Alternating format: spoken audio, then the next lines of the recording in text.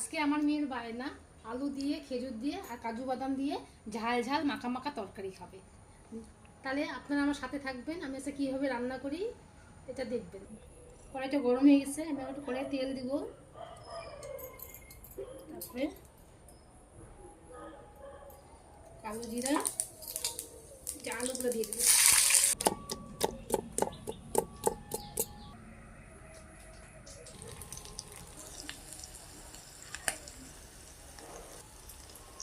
আমি এখন লবণ হলুদ লঙ্কা দিয়ে দিচ্ছি, এখন লঙ্কা দেবো আর খেজুর দেবো।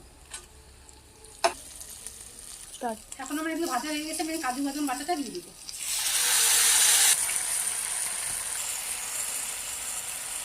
এখন আমার আজকে কাজু বাদাম বাটা দিয়ে খেজুর দিয়ে মাখা মাখা তরকারি হয়ে গেছে, আমি এখন নামিয়ে দিব।